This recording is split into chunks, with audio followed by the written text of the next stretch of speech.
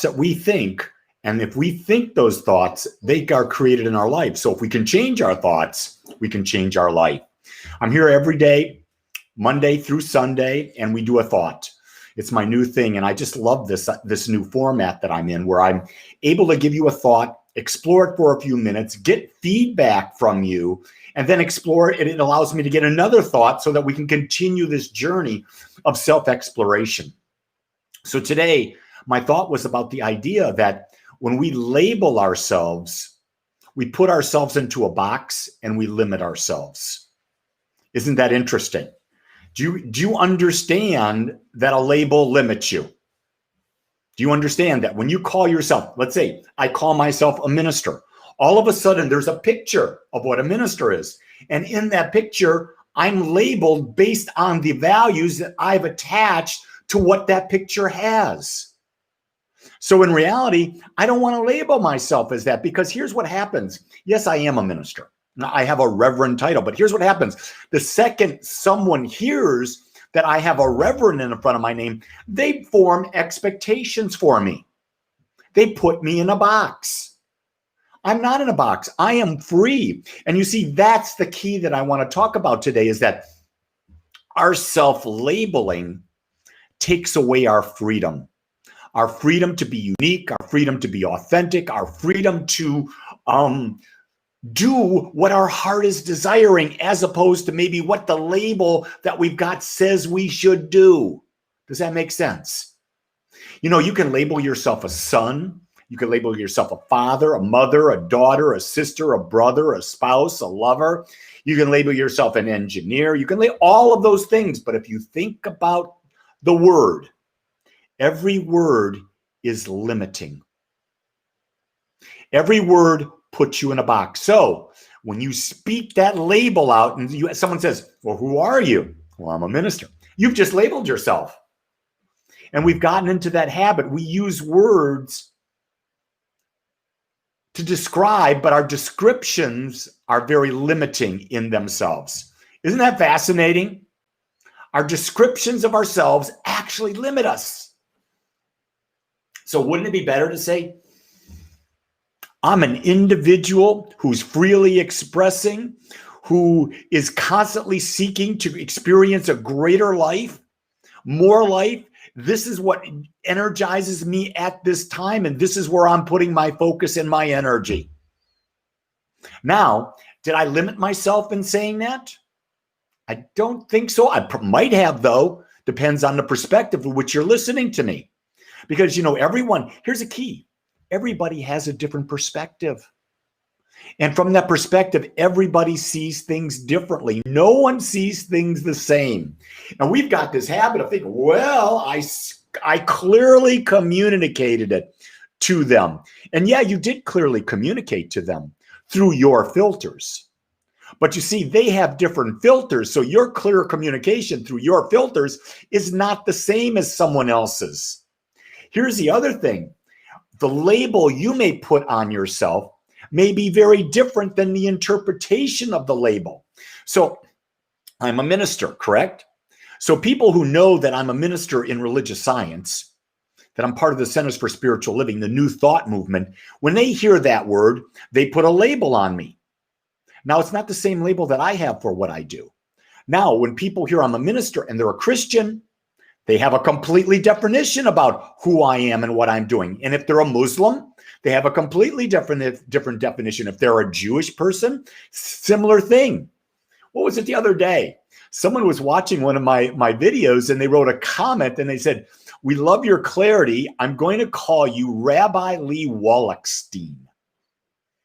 I said, well, wow. I took it as a compliment. Why not?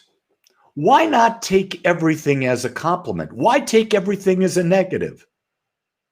You get to interpret whatever you take. And if something doesn't ring well with you, question. Why am I responding this way? Why am I having this negative reaction in this way? Why is my ego so attached to this? That's a great question.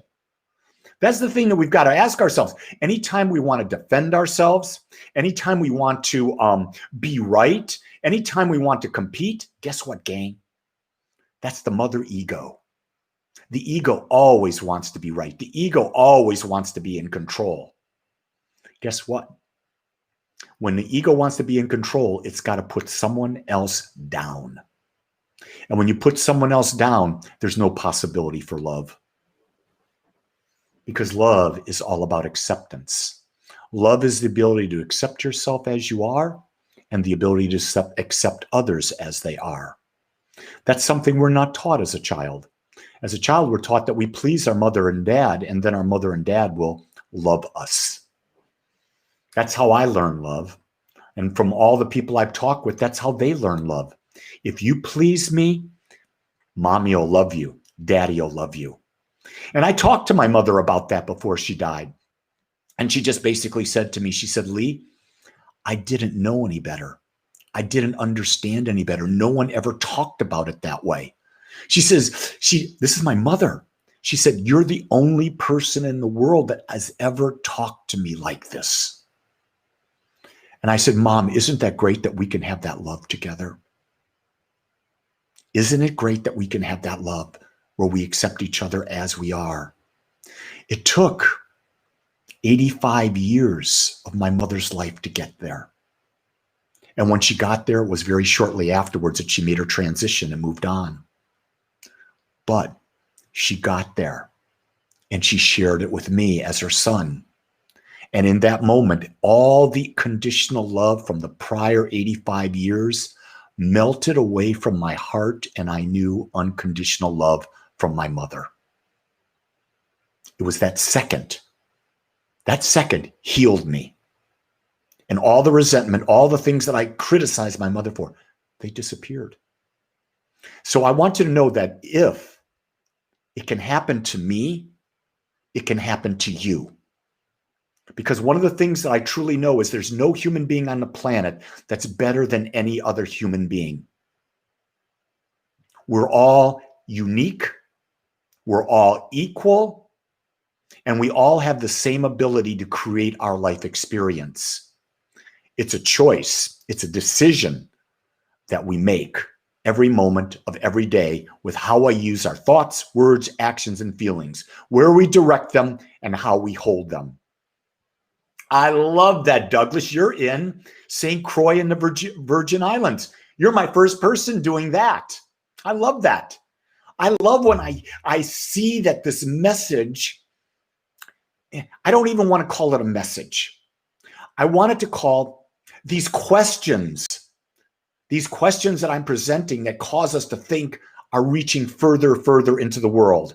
You see, that's my job. My job is not to teach you what's right or wrong. My job is to get you to question everything so that you make a discernment what works for you. You notice that I didn't say what's right for you? I said what works for you, because only you know that. And anyone who tries to put you in a box, it's time you start considering about, do you limit your time with them, or do you ask them to stop doing that? Remember, how people treat you is to the degree that you allow them to treat you. You have the power to change that. And you may not get them to be able to change, but you can limit your time with them, can't you? See, you're always at choice, whether you want to admit it or not. So listen, that's my thought for today. Don't label yourself, because when you label yourself, you're giving away freedom, because you're going to fit into that label. Label yourself. Give yourself the ability to be free today. Today, I'm free to be me. Everybody, have a great day. And if no one else tells you this today, know that I love you just the way you are. Until tomorrow, aloha.